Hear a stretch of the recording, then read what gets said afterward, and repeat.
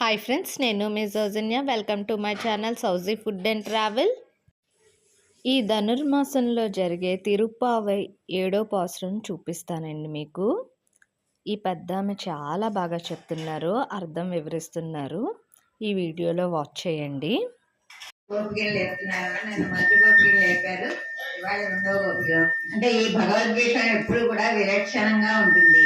అది విలక్షణంగా ఉన్నది కొత్తగా ఉన్నా నిత్య నూతనంగానే ఉంటుంది, పాత పడినా కూడా నిత్య నూతనంగా ఉంటుంది. ఈ భగవద్ విషయం అనేది ఎప్పుడు కూడా నిత్య నూతనంగానే ఉంటుంది.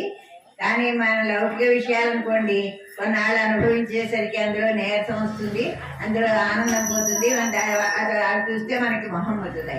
కానీ భగవద్ విషయం మాత్రం ఎప్పుడు కూడా అది ఆనందాన్ని ముగ్ధమోహనత్వాన్ని కలిగిస్తుంది. నిన్నటి గోపిక అప్పుడే భగవద్ అనుభవంలో కొత్త ఆవిడ అని చేత లోపల పడుకుంది. ఈ గోపికల మాటలన్నీ కూడా ఆవిడకి వినిపించట్లేదు, కొత్త అమ్మాయిని భగవద్ అనుభవం. కానీ ఇవాళ రెండో అమ్మాయిని చెప్తున్నారు, రెండో గోపికలు చెప్తున్నారు.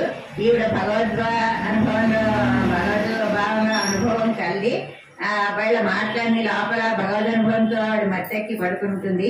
వీళ్ళు మాట్లాడేటటువంటి మాటలన్నీ కూడా ఆవిడ వింటూ ఉంటుంది. వింటూ ఉన్నా కూడా లేచి యువతలకి రాదనమాట. ఆవిడ ఆ రాచి యువతలకి రాదంటే అప్పుడు మనకు అనుమానం వస్తుంది, అంతా లేచి రాని వాళ్ళని బతిమాలేంటి, వీళ్ళు వెళ్ళిపోవచ్చు కదా, ఎవరికి వాళ్ళు వెళ్ళిపోవచ్చు కదా అంటే అలా కాదు. వాళ్ళు అలాంటి వాళ్ళు కాదు. అందరూ భగవద్ అనుభవం ఉన్న వాళ్ళందరూ కూడా భాగవతులందరూ కూడా అందులో గోష్ఠిలో ఉండాలని వాళ్ళ ఉద్దేశం అనమాట. ఒక తల్లి తన పిల్లలందరూ సమృద్ధిగా ఉండాలని ఎలా చూస్తుందో, ఈ గోదావరి అందరూ కూడా ఈ భాగవతులందరూ కూడా ఈ గోష్ఠిలో పాల్గొవాలి అనేటువంటి ఉద్దేశంతో ఈమెని లేపుతున్నారనమాట. లేపి ఏమంటున్నారు, కీసెన్ రంగు మానే చెత్తను కలందు పేచన పెచ్చరవం కెట్టిదయో పేయిప్పండి. కీచన్ రంగు ఆనే చెప్తానంటే బాలుగారి పక్షులు. బాలుగారి పక్షులు కీచ్ చేసానంటే కీచని తప్పు శబ్దాలు చేస్తున్నాయి. ఎప్పుడు చేసానంటే పేసిన పెట్టిరవం ఆ శబ్దం నీకు కెట్లయో నీకు వినిపించట్లేదా? బాలుగారి పక్షులు కీచని చెప్పంటే వెళ్తారా పెయ్యప్పండే పిచ్చి పిల్ల అంటున్నారు అనమాట. పిచ్చి పిల్ల అంటే పెಣ್ಣే అంటే ఏంటంటే ఆవిడే భగవద్ అనుభవం అంతా పొందేసి తను ఒక్కటే అనుభవంలో ఉండిపోతుంది, కానీ ఇతరులతో పంచుకుందాం అనేటటువంటి దృష్టి ఆవిడికి లేదనమాట. అలాంటి వాడిని పెన్నే అంటారు, పిచ్చి పిల్ల అంటారు అనమాట. అంటే పిచ్చి పిల్ల నీకు వినిపించట్లేదా అని అడిగితే అప్పుడు ఈవిడంటుంది, భారద్వాజ పక్షులు రాత్రి పగలంతా ఆహారానికి వెళ్ళిపోతాయి, మగపక్షులనే ఆహారానికి వెళ్ళిపోతాయి. అంచేత అయ్యో మాకు పగలంతా విరహం లభిస్తుందని వీళ్ళు భారద్వాజ పక్షులు ఏం చేస్తారో తెల్లవారిదే లేచిపోతారు. తెల్లవారిగట్టు ఎప్పుడో లేచిపోతారు, ముందరే తెల్లవారని చాలా ముందర లేచిపోయి వాళ్ళు కబుర్లు చెప్పుకుంటూ కూర్చుంటారు. కబుర్లు చెప్పుకుంటూ మళ్ళీ తెల్లారగానే వాళ్ళు వెళ్ళిపోతారు కదా. అందుకని అంచేత మనం ఎప్పుడైనా ఏదైనా ఊరి ప్రయాణానికి వెళ్ళినప్పుడు ఏదైనా దారిలో తినడానికి పట్టుకెళ్ళినట్టుగా వీళ్ళు ఆ మాటలన్నింటినీ కూడా మూట కింద పెట్టుకుని ధారకంగా పట్టుకెళ్తారు. అంటే తమ మగ ఆడపక్షులు వాడిన మాటలన్నింటినీ కూడా వాటిని తలుచుకుంటూ వెళ్తారనమాట, వాళ్ళ ఆహారానికి వెళ్తారు అనమాట. అంటే ఆ నెల తెల్లారిపోయింది లేవమంటున్నారు, అయినా ఇవి లేవదనమాట. లేకపోతే ఆవిడ మళ్ళీ ఇంకోటి చెప్తున్నారు అనమాట. అంటే ఈ వ్రతంకి ఎప్పుడు కూడా వేద పఠనం చేసేటప్పుడు ముందర శ్రీ గురుభ్యో హరి ఓం అంటారనమాట. శ్రీ గురుభ్యో హరి ఓం అంటే నిన్నతో వ్రతం, నిన్న పాసురంతో వ్రతం ప్రారంభమైంది. అందులో ఏమన్నారు, పక్షులేమో గురువులు అనమాట. అచ్చా గుళ్ళోంచి వినిపించేటటువంటి శంకరధ్వని, హరినామస్మరణ ఇవన్నీ కూడా హరి ఓం హరిభ్యో హరిభోం వస్తాయన్నమాట. అటువంటి దాంట్లో ఉన్నటువంటి అమ్మాయికి ఇంకా ఉదాహరణలు చెప్తున్నాం లేవడానికి. రాసం పిరుక్కుం కలకలపకే పేర్తు ఆశలు అరింగచ్చారు మధ్యనాలు గోచెప్పడుతో చేయడం కెట్టిలయ్యో నువ్వు నా నా నా వాసలరంగు లాగిచ్చేయారు. అంటే ఈ గొల్లవ స్త్రీలు వాళ్ళ జడములు వీడిపోయి వాళ్ళ జడముల్లో ధరించుకున్నటువంటి సువాసమైనటువంటి పూలు వాసన అంతా కూడా వ్యాపిస్తోంది. అంతా మన ముక్కులు చదువుతోంది ఆ వాసన అంతాను.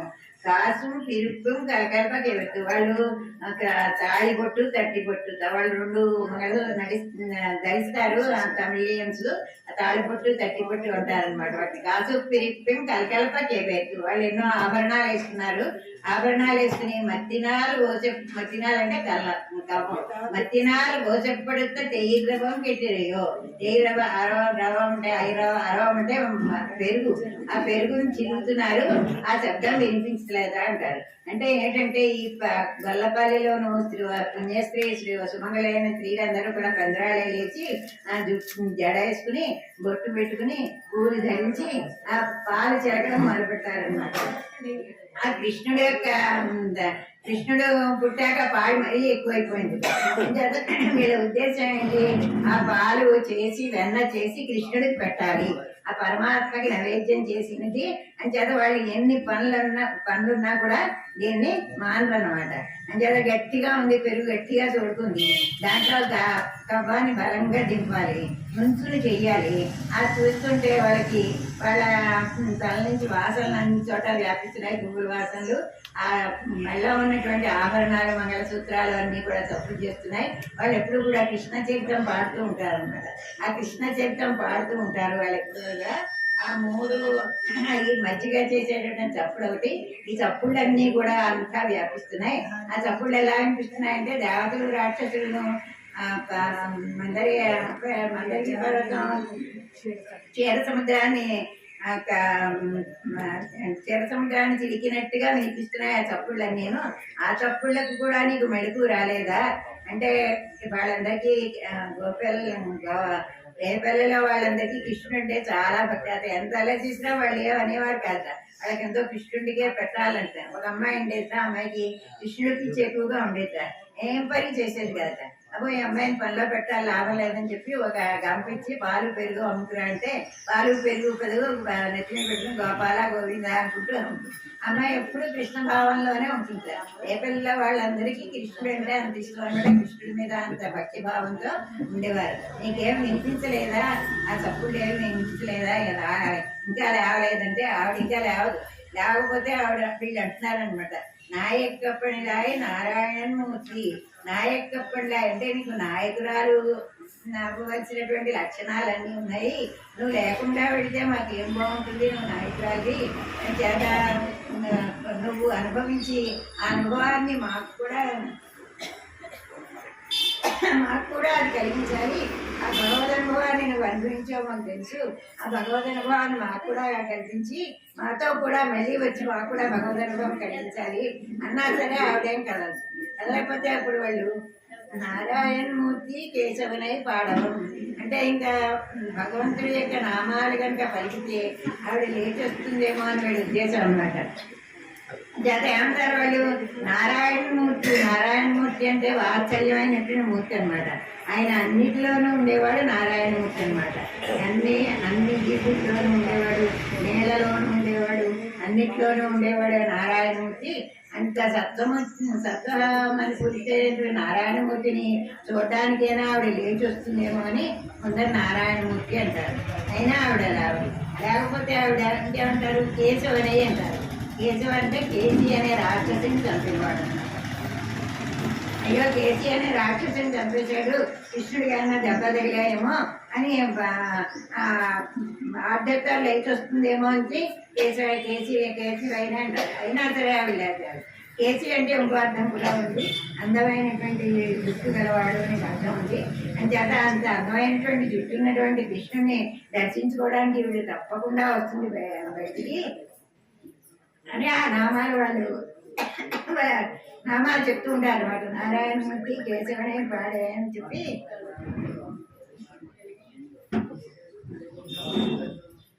అంటూ ఉంటారు. ఆవిడ లేచి రాదనమాట. నీకెట్టేడెట్టియో ఇంకా ఈ విధంగా భగవదనుభవంతో పడుకుని ఉన్నావా? దేశముడయ్యాయి తిరివేలో చెప్పాయి. వీళ్ళు చిరులో చూసారు ఆవిడ ఎలా ఉందో అని. ఆవిడంతా తేజస్సుతో మెరిచిపోతూ ఉంది కన్నా. మరి తేజస్సుతో మెరిచిపోతూ ఉన్నావు అని చేత తలుపు తెరు, నేను నీ భగవదనుభవ వాక్యాన్ని మాకు కూడా కలిగించు అని చెప్పి ఈరోజు గోపికని కూడా ప్రార్థిస్తున్నాను.